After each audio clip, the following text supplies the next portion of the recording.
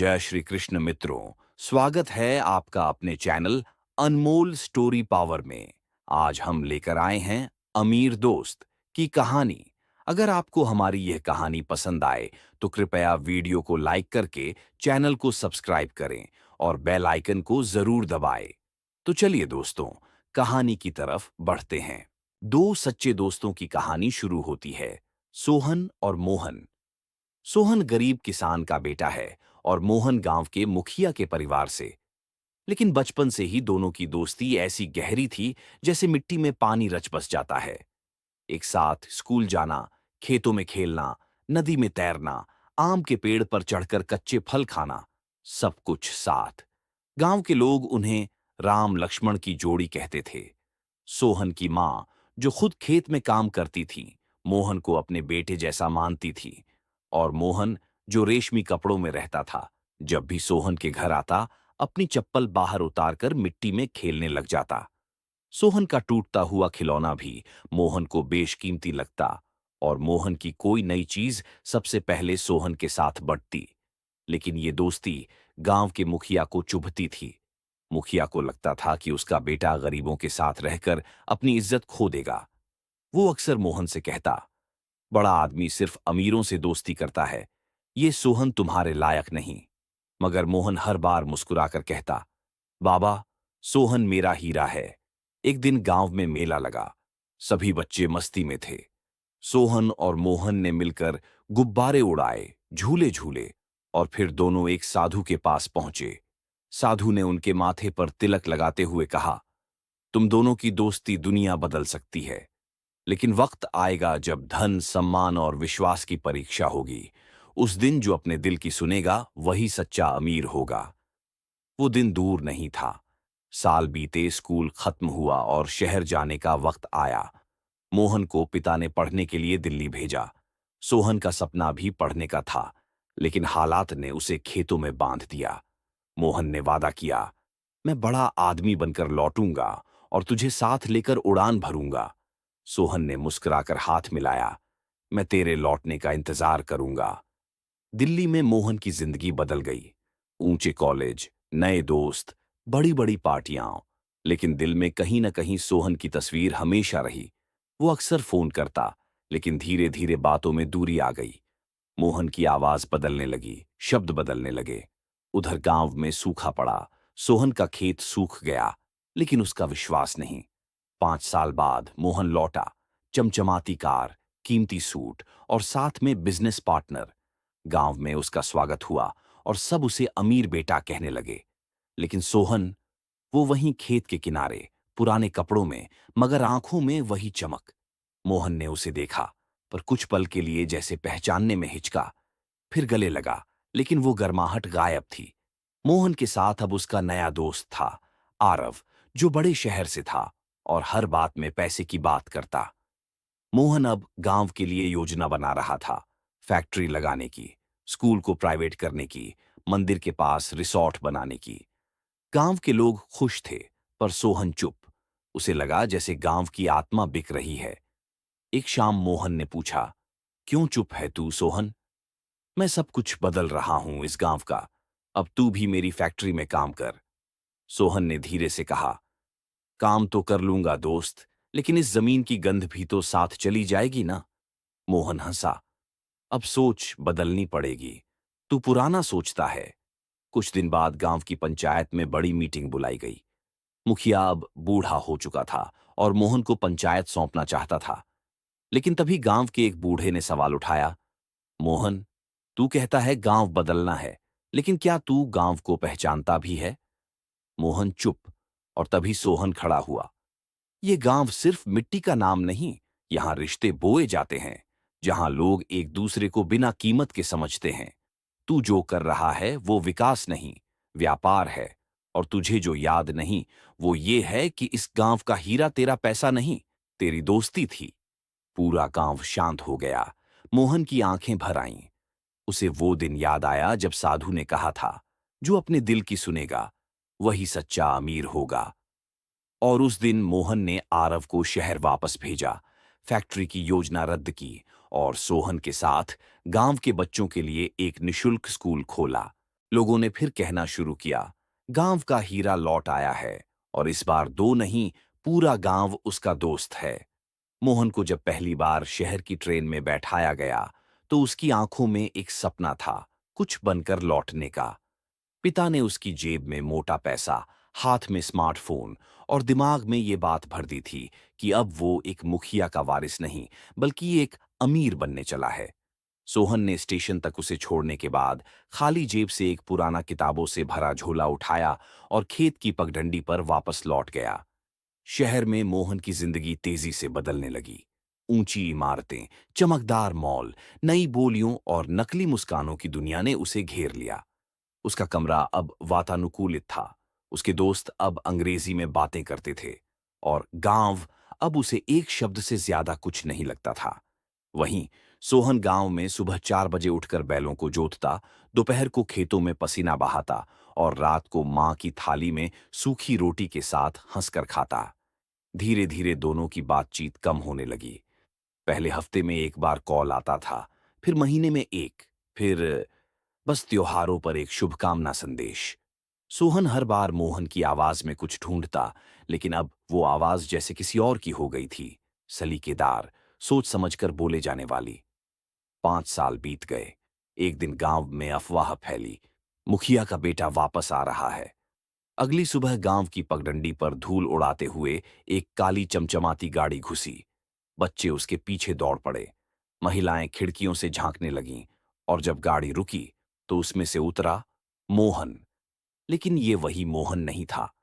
अब उसकी आंखों पर काला चश्मा था, घड़ी विदेशी ब्रांड की और चाल में कुछ ऐसा जो गांव के लोगों से दूर करता था। सोहन खेत में काम कर रहा था जब उसने कार के हॉर्न की आवाज सुनी। पलटा और दूर से देखा। वो चेहरा जाना पहचाना, लेकिन अजनबी सा लग रहा था। मोहन उसे देखकर मुस्कुराया, पास आया और गले लगा लिया। लेकिन सोहन ने महसूस किया, अब वो दोस्ती वाली गर्माहट नहीं रही, जैसे कोई रिश्ता कपड़े बदलने जैसा हो गया हो। मोहन ने कहा, यार, मैं तुझे बहुत मिस करता था। तू तो वही है जैसे पहले था। सोहन ने हल्की मुस्कान के साथ जवाब दिया, और तू कुछ कुछ शहर सा हो गया है। मोहन अब गांव में बड़ा आदमी था। उसने बताया कि उसने एक टेक्नोलॉजी कंपनी खोल ली है, बड़े बड़े बिजनेस टाई अप हैं और अब वो गांव में कुछ प्रोजेक्ट्स लगाना चाहता है। Factory, farming school, helipad. गांव के लोग वाह वाह करने लगे, लेकिन सोहन चुप रहा। उसे याद था कि ये वही जमीन है जहां उन्होंने बिना चप्पल के दौड़ लगाई थी, जहां उसने मोहन को पहली बार आम का पेड़ चढ़ना सिखाया था। अगले दिन मोहन ने गांव के चौराहे पर बड़ा पोस्टर लगवाया, smart village project with Mohan tech LTD. लोगों ने कहा, अब गांव का भाग्य बदल जाएगा। लेकिन सोहन बस दूर खड़ा देखता रहा। उसे इस बदलाव से डर लगने लगा था, कहीं गांव की आत्मा ही न खो जाए। शाम को मोहन और सोहन आमने सामने बैठे। मोहन ने कहा, सोहन, अब मैं कुछ अलग करना चाहता हूं। गांव को भी आगे लाना है। तू मेरे साथ चल, मेरी कंपनी में काम कर। सोहन ने कहा, तू गांव को उठा रहा है या शहर को यहां लाकर बसा रहा है? मोहन चुप। फिर सोहन ने आंखों में आंखें डालकर कहा, तू जानता है ना कि गांव की असली दौलत क्या है? यहाँ लोग अपने दुख भी बांटते हैं। यहाँ किसी को अमीर बनने की होड़ नहीं होती। यहाँ लोग अपने होते हैं। तेरे साथ जो आया है, वो क्या इस मिट्टी को समझेगा? मोहन ने कहा, समझेगा नहीं, बदल देगा। और तू भी बदलेगा। वक्त आ गया है दोस्त। सोहन ने गर्दन झुकाई, पर कुछ पल बाद धीरे से बोला, अगर बदलाव में रिश्ता खो जाए तो वो तरक्की नहीं होती, व्यापार होता है। मोहन उस रात पहली बार देर तक छत पर बैठा रहा। शहर की चकाचौंध उसकी आंखों में थी, लेकिन दिल में गांव का सुकून लौटना चाहता था। और यहीं से शुरू हुआ असली संघर्ष, दोस्ती और पैसे, जमीन और सपनों, आत्मा और दिखावे के बीच। सोहन को मोहन की बातें रात भर कचोटती रहीं। जिस दोस्त की याद में उसने बरसों तक हर त्योहार अकेले बिताया, आज वही दोस्त इतने सलीके से उसकी मिट्टी को बदलने की बात कर रहा था, जैसे वो अब इस गांव का नहीं, किसी और दुनिया का हो। लेकिन सोहन ने फिर भी उम्मीद नहीं छोड़ी। अगले दिन वो मोहन के बनाए नए ऑफिस की तरफ गया, जहां कांच की दीवारों और मशीनों के बीच गांव के कुछ लड़के टाई पहनकर इधर उधर घूम रहे थे। गेट पर खड़े गार्ड ने उसे रोका। कहाँ जा रहे हो? सोहन ने हिचकिचाते हुए कहा। मोहन से मिलना है। मेरा नाम सोहन है। गार्ड ने अजीब सा चेहरा बनाया, फिर भीतर फोन किया।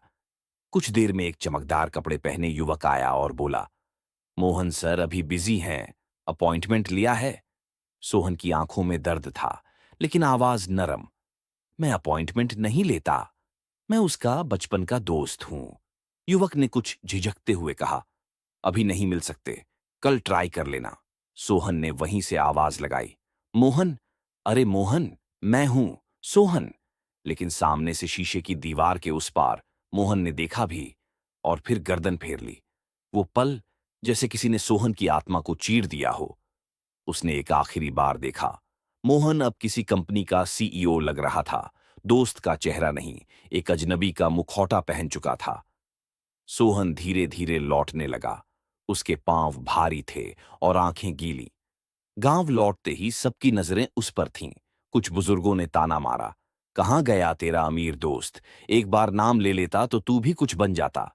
किसी ने कहा, इतना निभाया दोस्ती, और मिला क्या? एक झूठा मुस्कान।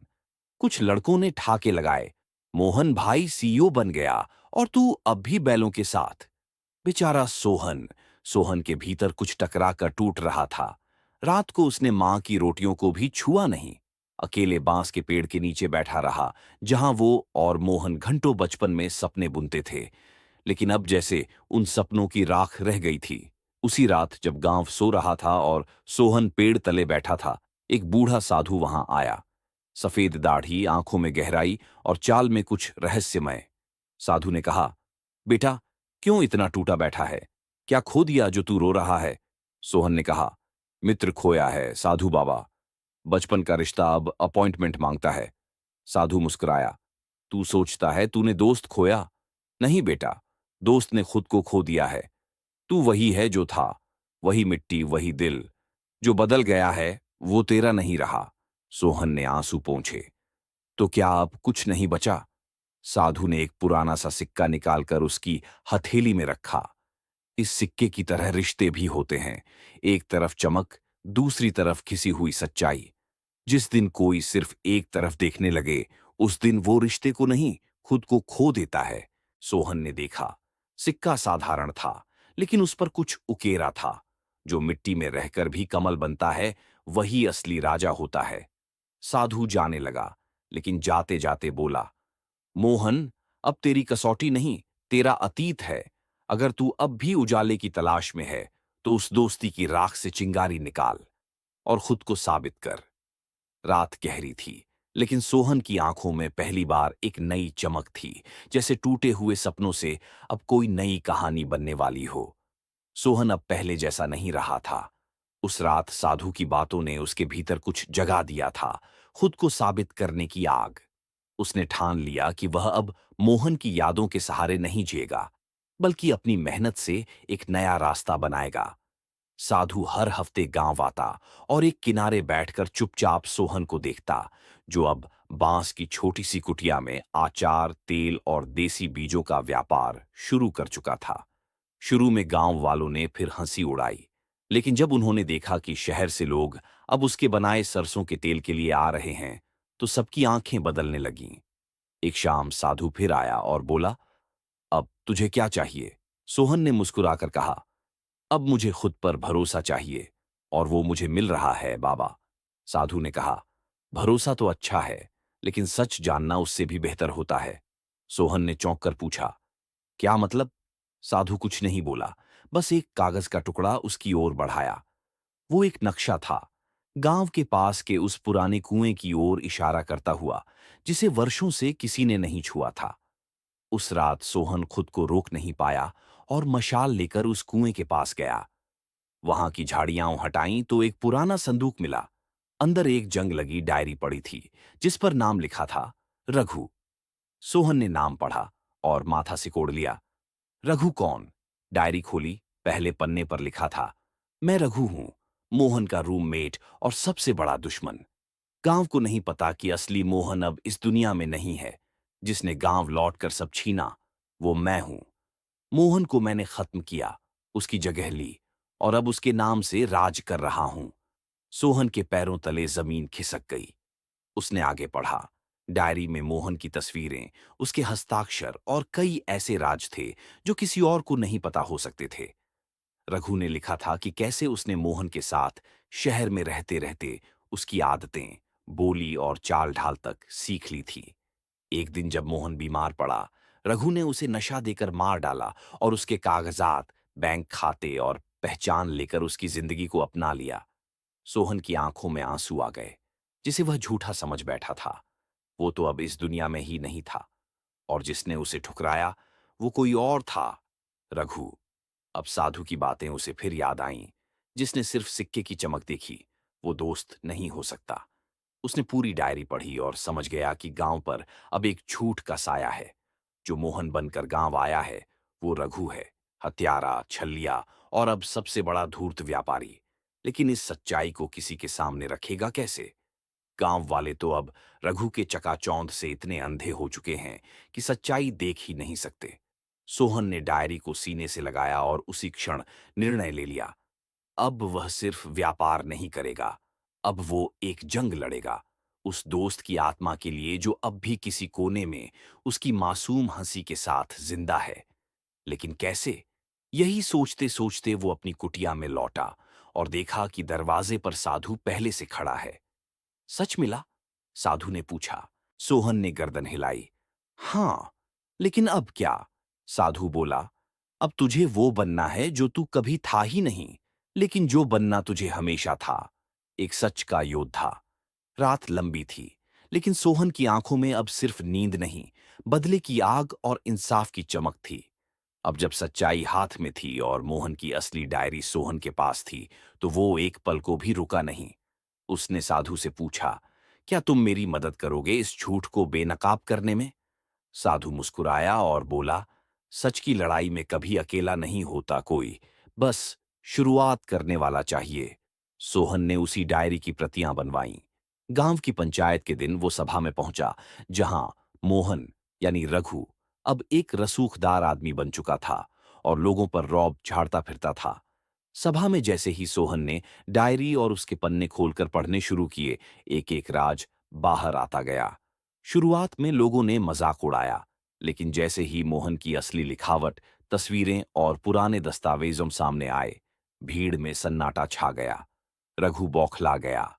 उसने सोहन को झूठा कहकर बचने की कोशिश की, लेकिन तभी एक और आवाज आई, कमजोर, कांपती हुई, लेकिन सबकी जान पहचान की।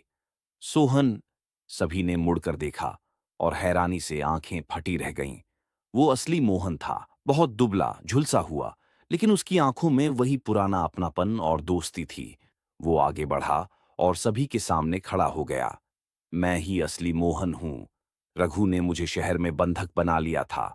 उसने मेरी पहचान चुरा ली, मेरी दुनिया मुझसे छीन ली। गांव वालों की आंखें भर आईं।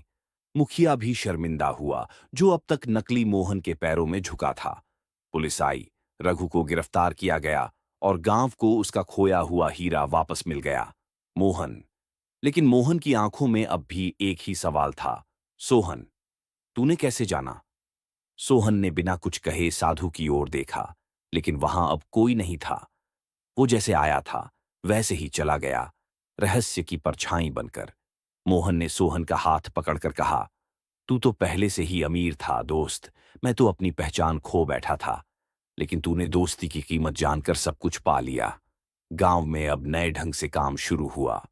मोहन और सोहन ने मिलकर एक स्कूल बनवाया, जहां गांव के बच्चे मुफ्त पढ़ाई कर सकें। उन्होंने एक अनाथालय खोला और किसानों के लिए नई योजनाएं लाए। लेकिन सबसे बड़ी बात, मोहन हर सभा में एक ही बात दोहराता, असली अमीरी पैसों से नहीं होती। सच्चा अमीर वो होता है जिसके पास भरोसे का खजाना हो, इंसानियत की दौलत हो और ऐसा दोस्त जो वक्त आने पर भगवान से भी पहले खड़ा हो जाए। यही थी सच्चे अमीर की परिभाषा। अगर आपको ये कहानी पसंद आई हो तो इसे लाइक और शेयर करें। हमारे चैनल अनमोल स्टोरी पावर को सब्सक्राइब करना ना भूलें और बेल आइकन को दबाएं ताकि आपको हमारी सभी नई कहानियों की जानकारी मिल सके। धन्यवाद। फिर मिलेंगे एक नई रोचक कहानी के साथ। जय श्री कृष्णा।